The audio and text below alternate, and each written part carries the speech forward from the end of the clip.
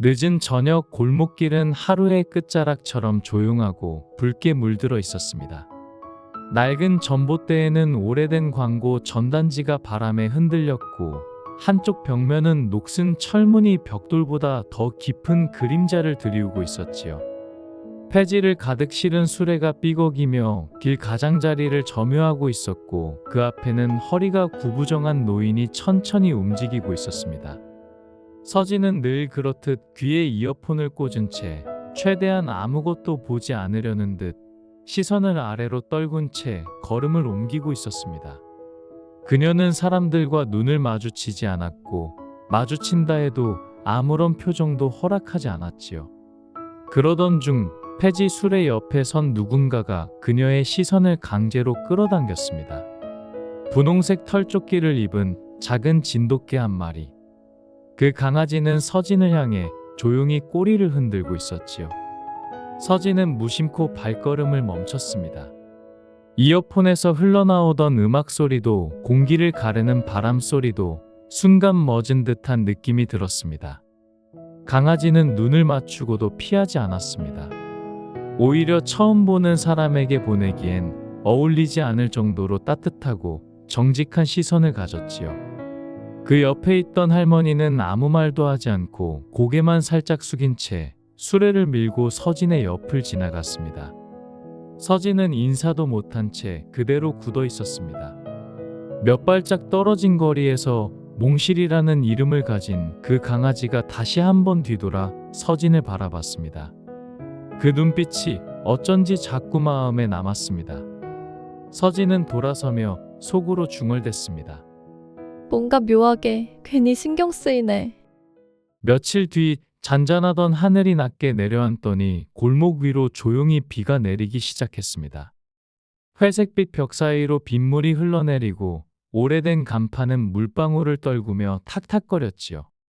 좁은 골목길 모퉁이 평소처럼 이어폰을 꽂은 채 걷던 서진은 발끝으로 고인 웅덩이를 피하며 천천히 걷고 있었습니다. 그 순간 익숙한 분홍색 털조끼가 시야에 들어왔습니다. 비에 젖어 축 늘어진 조끼를 입은 몽실은 그럼에도 불구하고 꼬리를 흔들며 서진을 향해 다가왔습니다. 몽실의 옆에는 우산도 없이 비를 맞고 서 있는 할머니가 있었습니다. 얼굴은 젖은 머리카락 아래로 반쯤 가려졌고 몸은 더 구부정해져 있었습니다. 하지만 할머니는 한 손에 조그만 비닐봉지를 들고 있었지요. 봉지 속에는 김이 모락모락 피어나는 삶은 고구마 2개가 들어 있었습니다. 할머니는 한쪽 고구마를 꺼내 조심스레 서진에게 내밀었습니다. 혼자 걷는 거 쓸쓸해 보여서 우리 몽실이도 외로운 거 싫어하거든요. 처음 들은 할머니의 목소리는 작고 갈라졌지만 어딘가 깊은 곳을 건드리는 울림이 있었습니다. 서진은 순간 당황해 아무 말도 하지 못했습니다. 고구마를 받아들고 멍하니 서 있다가 어색하게 고개만 끄덕였습니다. 몽실은 비에 젖은 채 할머니의 다리 옆에 바짝 붙어 있었지만 여전히 꼬리를 흔들며 서진을 보고 있었습니다. 그 눈빛이 또다시 아주 이상하게 마음을 파고들었지요. 서진은 말없이 고구마를 가방에 조심히 넣었습니다. 그리고 처음으로 이어폰을 한쪽 귀에서 빼고 천천히 걸음을 옮겼습니다. 서진의 작업실 안은 조용했습니다. 벽에 걸린 그림들은 하나같이 차갑고 단정한 색감으로 가득했고 어두운 회색과 짙은 푸른빛이 어지간한 햇살조차 반사하지 못할 만큼 무심하게 걸려 있었지요. 책상 위에는 빈 종이와 연필, 잔뜩 흘러내린 커피향이 서서히 공간을 채우고 있었습니다. 서진은 연필을 손에 든 채 무심한 듯 앉아 있었습니다. 그리고 한 장의 스케치북 페이지에 조심스레 선을 그어내기 시작했습니다. 굽은 허리를 지닌 할머니 그 옆에 다정하게 붙은 작은 진돗개. 비에 젖어도 해맑게 웃던 그 강아지의 눈망울은 유난히 또렷했습니다. 서진의 손끝은 어느새 천천히 부드러워졌습니다. 기계적으로 그리던 도시의 윤곽선과는 달리 이번 그림에는 숨결 같은 것이 담겨 있었지요. 이어폰에서 흘러나오는 조용한 재즈 피아노와 커피 냄새, 그 속에서 서진은 자신도 모르게 편안함을 느끼고 있었습니다. 자세히 그리다 보니 몽실의 귀가 어느 쪽이 접혀 있었는지도 기억났습니다. 할머니가 입은 점퍼 자락의 해짐과 신발끈이 반쯤 풀린 모습도 선명히 떠올랐습니다. 그녀는 천천히 연필을 내려놓고 완성되지 않은 스케치북을 한참 바라보다가 혼잣말처럼 중얼거렸습니다. 이 조그마한 생명체가 이상하게 따뜻하게 느껴진다. 며칠 후 새벽의 골목은 평소보다 더 고요했습니다. 비라도 내릴 듯한 하늘은 흐릿하게 가라앉아 있었고, 먼 골목 끝에서 빨간 경광등 불빛이 천천히 깜빡이며 다가왔습니다. 구급차가 좁은 길목에 간신히 들어서더니 이윽고 멈춰 섰습니다. 들것에 실린 할머니의 몸은 너무나 작고 가벼워 보였지요. 구급대원은 무표정한 얼굴로 조심스레 할머니를 싣고 차량의 문을 닫았습니다. 몽실은 옆에서 조용히 서 있다가 구급차가 멀어질 때까지 꼬리 하나 흔들지 않았습니다. 며칠 뒤 할머니는 병원에서 생을 마감했습니다. 사망 소식을 듣고 나타난 자식들은 짧은 한숨만 쉬었고 곧장 집안을 정리하기 시작했습니다. 박스에 물건을 마구 넣고 냉장고와 침구류를 폐기물 스티커로 처리하면서 그들은 냉정하게 말했습니다. 걔는 알아서 하세요.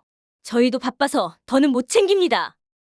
대문 앞에는 몽실이 짧은 목줄에 묶인 채 고개를 숙이고 앉아 있었습니다.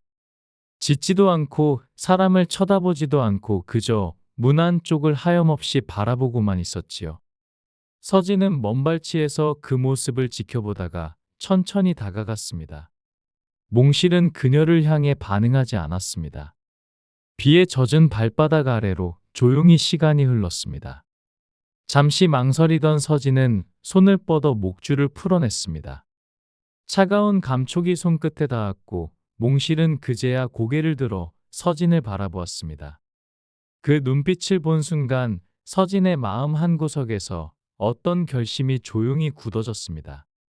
이 아이를 버릴 수 없어. 할머니가 나한테 남긴 마지막 선물 같아. 서진의 집은 언제나 정돈된 상태를 유지하고 있었습니다. 불필요한 물건 하나 없이 책상과 침대, 화분 몇 개만이 그곳을 채우고 있었지요. 벽에는 아직 완성되지 못한 그림들이 걸려 있었고 방 안은 여전히 조용한 음악과 커피 향으로 가득했습니다. 그날따라 그 평온함이 어딘가 어색하게 느껴졌습니다. 몽실은 집 안에 들어오자마자 조용히 주위를 살폈고 이내 침대 아래 가장 어두운 곳에 몸을 말고 들어갔습니다. 식탁 앞에 놓인 사료도 따뜻한 물도 그대로였습니다. 서진은 무리해서 다가가지 않았습니다. 단지 조용히 방 안의 온도를 높이고 몽실이 들어간 자리 근처에 작은 쿠션을 깔아주었지요. 밤이 지나고 아침이 오고 다시 밤이 찾아오길 며칠. 몽실은 여전히 조용했고 서진 역시 말을 아꼈습니다. 그러던 어느 날 서진이 소파에 앉아 그림을 그리던 중 몽실이 천천히 다가와 그녀의 발끝에 앉았습니다. 서진은 놀라지 않고 조심스럽게 손등을 내밀었습니다. 몽실은 잠시 망설이다가 그 손을 천천히 핥았고 그날 밤에는 처음으로 서진의 무릎 위에 몸을 기대고 잠이 들었습니다. 서진은 몽실의 몸이 자신의 체온에 맞춰 천천히 숨 쉬는 것을 느끼며 조용히 입술을 열었습니다. 우린 서로 잃은 걸 알아. 그래서 기대는 걸지도 몰라. 늦은 오후 창밖엔 희미한 빛만이 흘러들고 있었습니다. 서진은 스케치북을 덮으려던 찰나 부엌 쪽에서 이상한 소리를 들었습니다. 몽실이 조용히 헛구역질을 하고 있었고 이내 몸을 휘청이며 쓰러지듯 주저앉았습니다. 당황한 서진은 급히 수건으로 몽실을 감싸 안고 우산도 없이 밖으로 뛰쳐나왔습니다. 동네의 작은 동물병원. 유리문을 열고 들어서자 특유의 약품 냄새와 함께 하얀 형광등 불빛이 강하게 내리쬐었습니다. 도와주세요. 갑자기 쓰러졌어요. 서진의 목소리는 숨이 찬 채로 떨려 있었고 품에 안긴 몽실의 호흡은 얕고 불안정했습니다. 그때 진료실 안쪽에서 재윤이 걸어 나왔습니다. 하얀 가운을 입고 장갑을 낀 채였지만 시선은 곧장 서진과 몽실에게 향했습니다. 잠시 그녀를 바라보던 재윤은 어딘가 모르게 낯익은 느낌에 고개를 조금 갸웃했습니다. 일단 여기 눕혀주세요. 천천히 상황 설명해 주시면 됩니다. 그의 목소리는 침착했고 눈빛엔 조심스러운 배려가 담겨 있었습니다. 서진은 몽실을 조심히 진료대 위에 눕히며 급히 상황을 설명했습니다. 어제까지만 해도 멀쩡했는데 오늘 아침부터 밥도 안 먹고 토하고 아까는 그냥 푹 쓰러져서. 재윤은 고개를 끄덕이며 청진기를 대고 몽실의 상태를 확인하더니 고운 톤으로 말했습니다. 탈수 증상이 좀 있어요. 아마 스트레스성 위염이나 급성 장염일 가능성이 큽니다. 수액 맞추고 안정시키면 괜찮아질 거예요. 서진은 긴장이 풀리며 깊게 숨을 내쉬었습니다. 몽실은 조용히 눈을 감은 채로 누워 있었고 재윤은 수액 준비를 하며 다시 서진을 힐끗 바라봤습니다.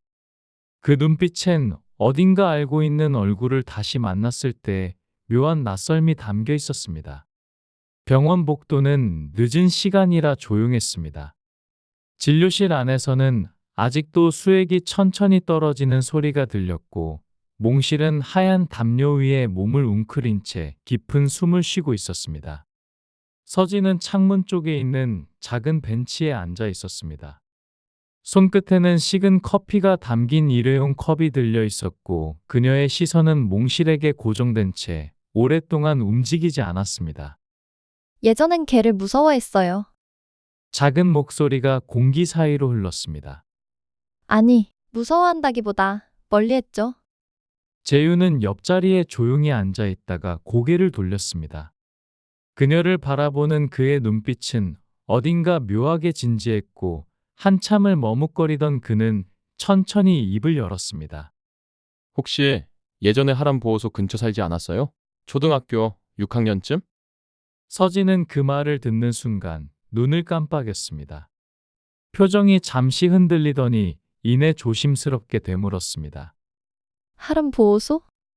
왜요? 재윤은 천천히 고개를 끄덕이며 미소를 지었습니다. 맞다, 너구나?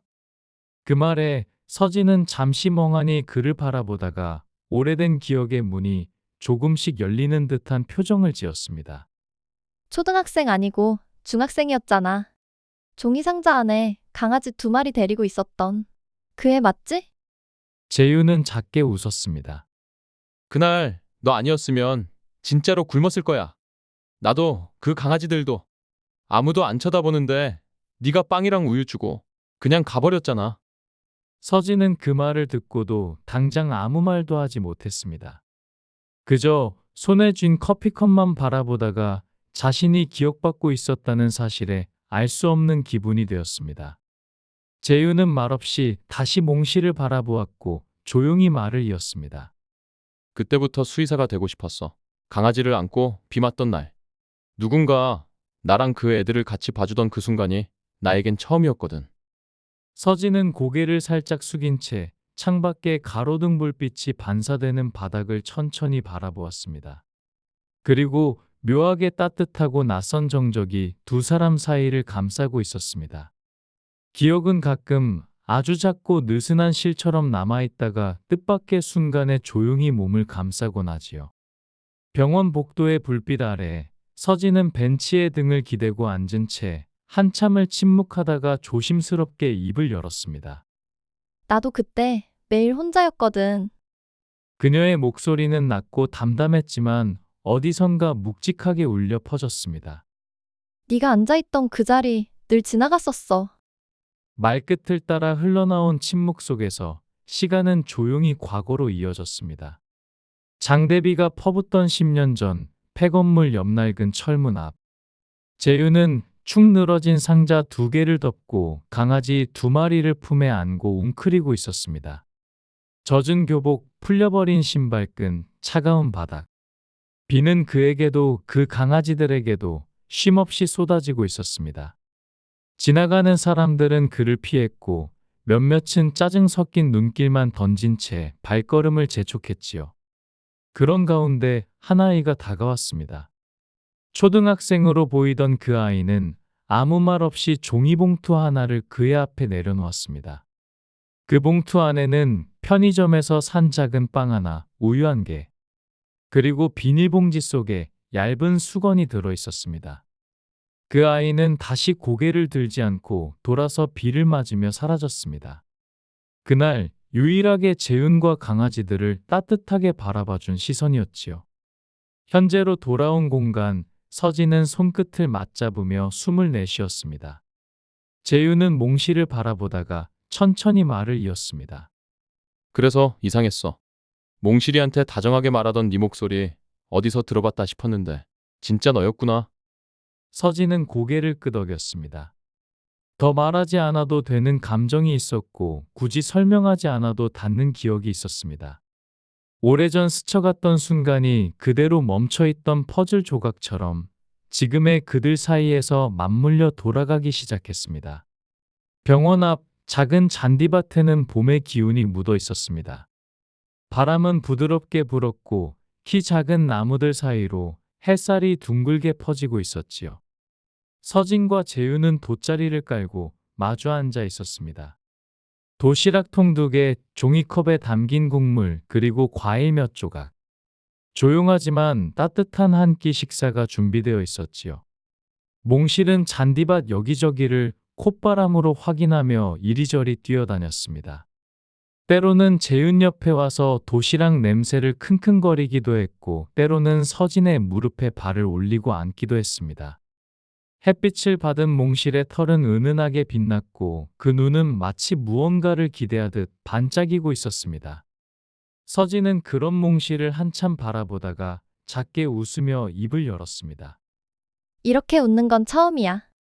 재윤은 고개를 돌려 서진을 바라보며 말없이 고개를 끄덕였습니다. 그들 사이엔 아무것도 특별한 일이 일어나지 않았지만 그 평범함이 오히려 오래 기다려온 일상 같았습니다. 몽실은 그런 그들의 앞에서 마치 해바라기처럼 환하게 빛나고 있었지요. 따뜻했던 봄은 어느새 초여름의 기운을 머금고 있었습니다. 병원 앞 잔디밭은 녹음이 짙어졌고 몽실은 이제 완전히 회복되어 예전보다 훨씬 활기차게 뛰어다녔습니다. 그 밝은 에너지가 마치 작은 태양처럼 주변을 환하게 비추고 있었지요. 어느 날 재윤의 병원으로 한 통의 문의 메일이 도착했습니다. 일본에 거주 중인 미국인 여성 소피아라는 사람이 몽실의 사진을 보고 연락한 것이었습니다. 이 아이 정말 특별하네요. 혹시 입양이 가능하다면 제가 일본에서 함께 살고 싶어요. 처음엔 단순한 관심이라 여겼지만 소피아는 영상통화로 몽실을 직접 보고 진심을 담아 다시 한번 말했습니다. 자신이 오래전부터 한국 진돗개를 좋아했고 유기견 입양 경험도 있다는 이야기까지 조심스럽게 꺼내며 말이지요. 재윤은 서진에게 조심스레 그 이야기를 전했습니다. 서진은 처음엔 당황했고 머릿속이 복잡해졌습니다. 몽실은 이제 겨우 안정을 되찾았고 많은 시간을 함께 보냈기에 그녀에겐 더 이상 단순한 반려견이 아닌 존재가 되었기 때문이었습니다. 며칠을 고민한 끝에 서진은 병원 진료실 안쪽 작은 창가에 앉아 조용히 입을 열었습니다. 더 넓은 세상을 보여주고 싶어. 몽실은 창문 아래에서 해바라기처럼 꼬리를 흔들며 앉아 있었습니다. 복례 할머니라도 그랬을 거야. 그 말은 단순한 결심이 아니라 사랑하는 존재를 믿고 보내주는 마음이 담긴 고백 같았습니다. 소피아의 마당은 넓고 정돈되어 있었습니다. 이국적인 조경과 손질된 화단 그리고 한눈에 보아도 고급스러운 타일 바닥은 그 집이 얼마나 오랜 시간 정성과 질서 속에서 유지되어 왔는지를 말해주고 있었지요. 하지만 그 마당은 몽실에게 한없이 낯설고 차가운 공간이기도 했습니다. 소피아는 몽실을 처음 마당으로 데려왔을 때 작은 미소를 머금고 시바견 3색에 조심스럽게 소개했습니다. 얘는 몽실이야. 한국에서 왔어. 다 같이 친해지자. 그러나 몽실을 마주한 시바견 무리는 아무런 반응도 보이지 않았습니다. 덩치 큰 리더견 고로는 애써 관심 없는 첫 고개를 돌렸고 하루는 코를 들이밀지도 않은 채 담장 쪽으로 몸을 돌렸습니다. 막내 미치는 몽실이 가까워지자 발을 딱딱 구르며 날카롭게 짖었습니다. 몽실은 조심스레 자세를 낮췄지만 그 누구도 몽실을 환영하지 않았습니다. 식사 시간. 소피아가 4마리의 사료를 나란히 준비해 주었지만 몽실이 그릇 근처에 다가가기만 하면 고로가 무심하게 자리를 옮겨 몽실 앞을 막았습니다. 그 움직임은 말이 없었고 짖지도 않았지만 분명한 선이 그어진 듯한 단호함이 있었습니다. 몽실은 걸음을 멈추고 몇 초간 고로를 바라보다가 조용히 뒤로 물러났습니다. 다른 시바견들도 그 상황을 당연하게 받아들이는 듯 자기 몫을 먹고는 몽실을 쳐다보지도 않았습니다. 그날 저녁 소피아가 거실 조명을 끄고 각 강아지를 방 안 쿠션에 데려다 줄 때 몽실은 조용히 거실 구석 소파 밑으로 기어들었습니다. 그곳은 아무도 방해하지 않는 어두운 틈이었고 몽실은 말없이 몸을 말고 누웠습니다. 눈을 감으려 했었지만 귀끝은 여전히 떨리고 있었고 꼬리는 배 아래로 깊이 말려 있었습니다. 창밖에서 매미 소리가 퍼지고 있었고 그 소리 사이사이로 몽실의 얕은 숨소리가 스며들고 있었습니다. 그날 밤 몽실은 꿈도 꾸지 않았습니다. 단지 조용히 견디고 움직이지 않으며 다음 날이 오기만을 기다렸습니다. 며칠이 지났습니다. 몽실은 여전히 마당 구석에 자리를 잡고 있었고 고로와 하루, 미치는 변함없이 마당 중심에 앉아 있었습니다. 공평하게 나눠진 식사 시간도 실제로는 전혀 공평하지 않았지요. 몽실이 사료 그릇 쪽으로 다가가기만 하면 하루는 앞발로 그릇을 살짝 밀어 바닥에 사료를 흘렸습니다. 미치는 빈 그릇 근처에서 일부러 소리내어 하품을 하며 꼬리를 흔들었습니다. 이 모든 행동은 노골적인 공격은 아니었지만 몽실을 조용히 밀어내고 위축시키는 방식이었습니다. 소피아는 그것이 그렇게까지 심각한 일이라고는 느끼지 못했습니다. 셋은 원래부터 무리를 이루던 강아지들이었고 몽실도 새로운 환경에 적응해 가는 중이라 여겼기 때문이지요. 하지만 몽실은 매 순간을 조용히 기억하고 있었습니다. 사료를 뺏긴 날, 장난감을 빼앗긴 날, 진흙탕 물이 튀어도 누구 하나 곁에 다가오지 않았던 순간까지 말입니다. 그런 시간들은 밤마다 소파 및 그늘 속에 웅크린 채로 흘러갔고 그 숨소리는 말없이 응축되어 갔습니다. 몽실은 짖지 않았습니다.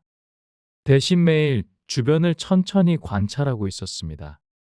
고로가 사료를 다 먹는 시간, 하루가 장난감을 숨기는 장소, 미치가 가장 예민해지는 시간까지 말이지요.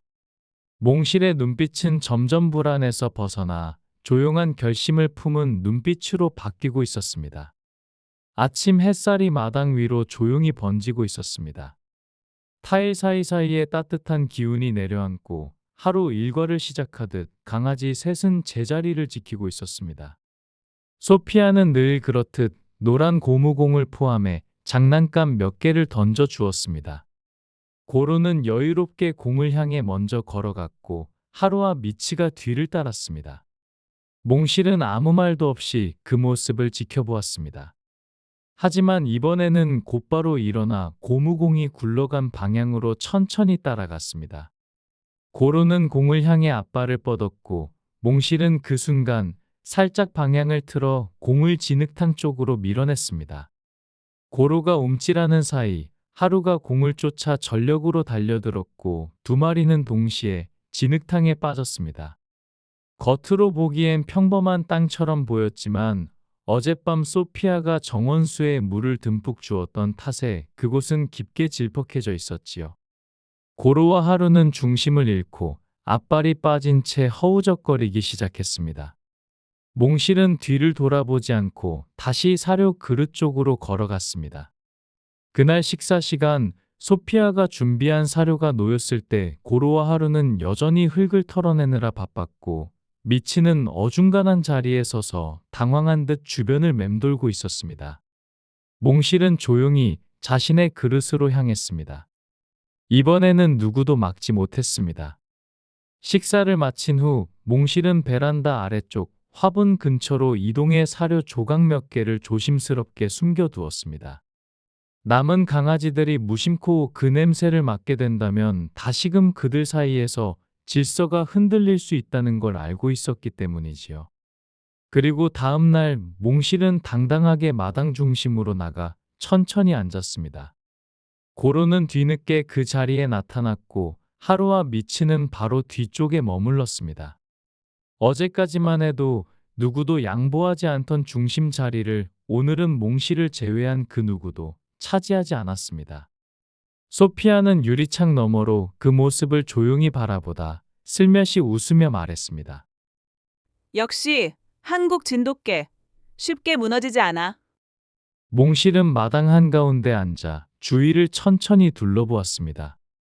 그 눈빛은 어제와 달랐고 마침내 자리를 되찾은 당당한 한국 진돗개의 눈빛이었습니다. 후쿠오카 외곽의 한적한 주택가. 밤이 깊어지자 골목길은 적막에 잠겼습니다. 가로등 불빛이 군데군데 깜빡였고 골목 모퉁이마다 어둠이 짙게 내려앉아 있었습니다. 소피아는 몽실과 함께 평소보다 조금 늦은 산책에 나섰습니다.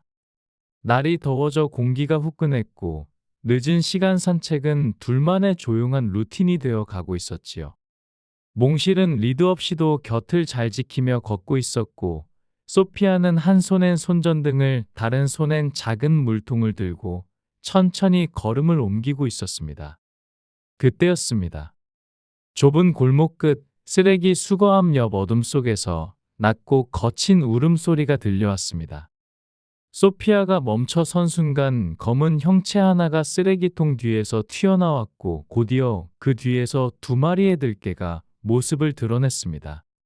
등이 솟고 갈비뼈가 앙상하게 드러난 들개들. 사람 손을 오랫동안 타지 않은 듯한 경계심과 거친 기세가 눈빛에 가득했습니다. 소피아가 뒤로 물러서려 하자 들개 중 하나가 낮게 으르렁거리며 다가왔습니다. 손전등 불빛이 그 눈에 닿자 들개는 이빨을 드러내며 더욱 거칠게 다가왔지요. 그 순간 몽실이 앞으로 뛰어들었습니다. 등털을 바짝 세우고 짧고 강하게 두 번 짖은 뒤 소피아와 들개의 사이를 가로막았습니다. 들개의 리더로 보이는 녀석이 앞으로 돌진하려는 순간 몽실은 측면으로 빠르게 움직이며 녀석의 진로를 막아섰습니다. 짧은 순간 두 마리의 몸이 부딪혔고 몽실은 목덜미 아래를 정통으로 물어 붙잡았습니다. 다른 들개 한 마리가 몽실의 옆구리를 물며 반격했지만 몽실은 그 상태로 몸을 틀어 공격한 녀석의 앞발을 바닥에 묻어 눌렀습니다. 짧고 거친 싸움이었지만 몽실은 절대 물러서지 않았습니다. 공격을 받아도 움츠러들지 않았고 이빨을 놓는 순간마다 다시 몸을 낮춰 자세를 잡았습니다. 그 순간 들개 무리는 멀리서 들려오는 구급차 사이렌 소리에 흠칫 놀라더니 다친 몸을 겨우 움직여 골목 어둠 속으로 흩어져 사라졌습니다. 소피아는 떨리는 손으로 몽실에게 달려갔습니다. 몽실은 온몸에 상처가 난 채로 헐떡이며 서 있었고 짧은 꼬리를 천천히 한번 흔들었습니다. 괜찮아, 몽실아. 괜찮아. 괜찮아. 소피아는 조심스럽게 몽실을 품에 안았습니다. 손에 묻은 피와 체온이 뒤섞여 심장이 빠르게 뛰었습니다. 잠시 후 골목 끝에 도착한 구급차에 소피아는 몽실을 안고 올라탔습니다. 차 안에는 응급처치용 약품과 의료 가방이 준비되어 있었고 근처 야간 동물병원으로 신속히 이송되었습니다. 동물병원 진료실은 조용했고 의사는 상처 부위를 확인하더니 다행히 큰 출혈이나 뼈 손상은 없다고 진단했습니다. 몽실은 치료대에 조용히 엎드린 채 아무 말도 하지 않는 소피아를 바라보았습니다. 소피아는 붕대를 감고 있는 몽실의 발을 천천히 쓰다듬었습니다. 눈가에는 눈물이 맺혀 있었고 그 작은 손끝은 미세하게 떨리고 있었습니다. 정말 고마워, 몽실아. 너 아니었으면 정말 큰일 날 뻔했어. 몽실은 짧은 숨을 내쉬며 눈을 반쯤 감은 채 소피아를 바라보았습니다. 아무 소리도 내지 않았지만 그 눈빛에는 분명한 믿음이 담겨 있었습니다. 진료실의 조명이 은은하게 퍼지고 천천히 멈춰가는 사이렌 소리가 병원 창밖에서 희미하게 울렸습니다. 후쿠오카의 밤 이후 소피아는 오랫동안 고민했습니다.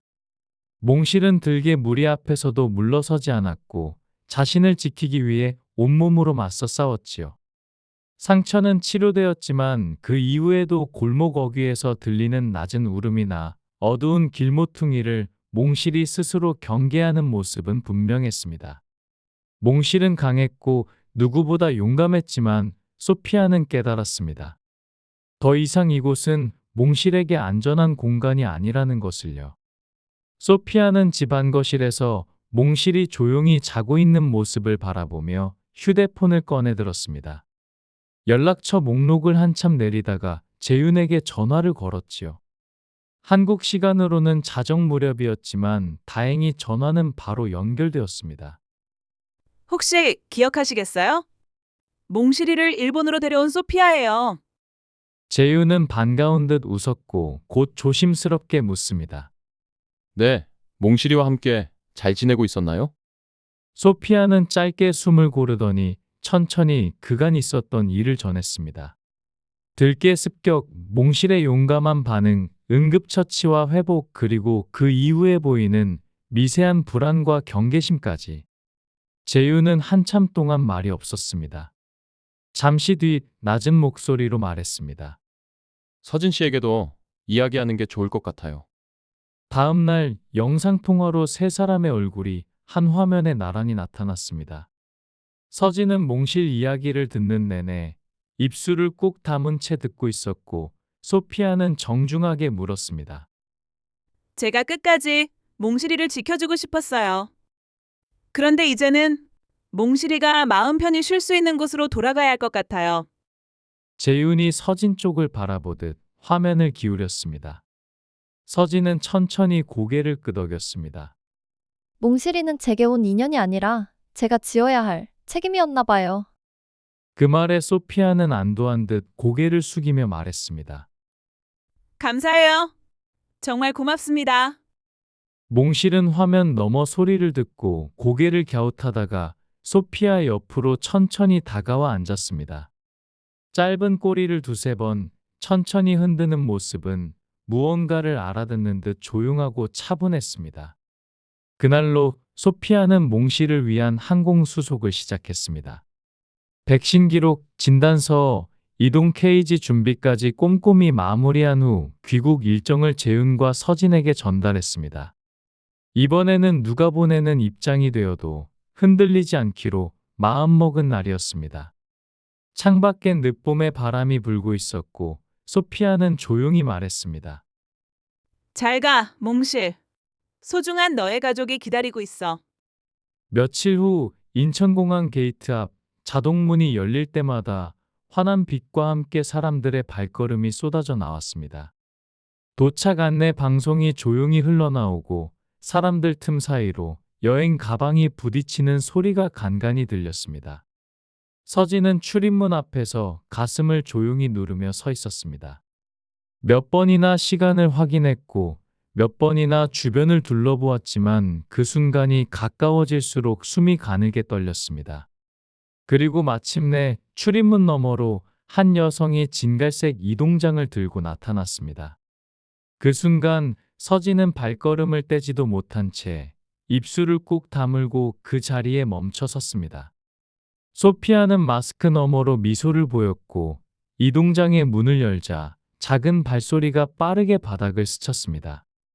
몽실아, 서진이 무릎을 꿇기 무섭게 몽실은 그녀의 품으로 달려들었습니다. 부드러운 울음이 터졌고 서진은 두 팔로 몽실을 꽉 끌어안았습니다. 몽실은 코를 킁킁대며 그녀의 어깨에 얼굴을 묻고 짧고 가늘게 꼬리를 흔들었습니다. 그 모습에 서진의 눈에서는 눈물이 뚝 하고 떨어졌습니다. 한참을 그러고 있던 서진 곁으로 소피아가 조용히 다가왔습니다. 그리고 담담한 목소리로 말했습니다. 몽실이가 진짜로 제 목숨을 구했어요. 서진은 고개를 숙인 채 말없이 몽실의 등을 쓸어내렸습니다. 그 따뜻한 체온이 다시 품 안에 있다는 사실이 가슴 깊숙한 곳을 부드럽게 울리고 있었습니다. 서울의 공원은 일요일 오후답게 한적하면서도 따뜻했습니다. 잔디밭 위에는 돗자리를 펴고 앉은 가족들, 자전거를 타는 아이들, 그리고 산책 중인 강아지들이 흩어져 있었지요.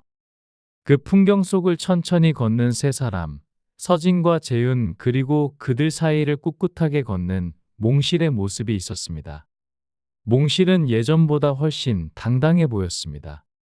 걸음은 힘이 있었고 눈빛은 안정되어 있었으며 주변의 낯선 사람이나 강아지들을 향해서도 전혀 위축되지 않았습니다. 서진은 그런 몽실을 흐뭇하게 바라보며 발을 맞춰 걸었습니다. 재윤은 말없이 서진 옆에 서 있었고 서로의 그림자는 바닥 위로 나란히 길게 드리워졌습니다. 햇살은 부드럽고 바람은 나뭇잎을 스치며 흔들었고 그 안에서 세 사람은 특별한 대화 없이도 오랜 시간 함께한 사람들처럼 걸음을 이어갔습니다. 그러다 한순간 재윤이 조용히 손을 내밀었습니다.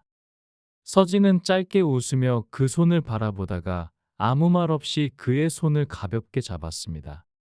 그 작은 연결이 무언가를 다시 시작하게 만든 듯 몽실은 그 앞에서 꼬리를 크게 한번 흔들었습니다. 햇살은 여전히 따뜻했고 그들 셋의 걸음은 한결같이 나란히 이어졌습니다. 석양이 붉게 내려앉은 저녁, 하늘은 한 폭의 수채화처럼 퍼지고 있었습니다. 노을에 물든 길 위로 긴 그림자가 드리워졌고 그 위를 서진과 몽실이 천천히 걸어가고 있었지요. 바람은 낮보다 부드러웠고 발끝에 닿는 공기는 따뜻하면서도 사근거렸습니다. 몽실은 길 앞쪽을 조용히 걷고 있었습니다. 목줄 없이도 방향을 잃지 않았고 서진이 멈추면 함께 멈추고 서진이 걷기 시작하면 다시 발을 내디뎠습니다. 서진은 그런 몽실의 뒷모습을 바라보다 조용히 속으로 말했습니다. 몽실이 덕분에 앞으로 어디든 같이 걸어갈 수 있을 것 같아. 해는 점점 낮아지고 길은 점점 붉어졌습니다. 그 순간 몽실이 걸음을 멈추고 고개를 살짝 돌렸습니다. 그 눈동자 속엔 오랜 믿음처럼 따뜻한 빛이 담겨 있었고 짧고 조용하게 꼬리를 한번 흔들었습니다. 서진은 천천히 미소 지었습니다. 그렇게 끝나지 않은 인연은 또 한 걸음을 함께 내디뎠습니다.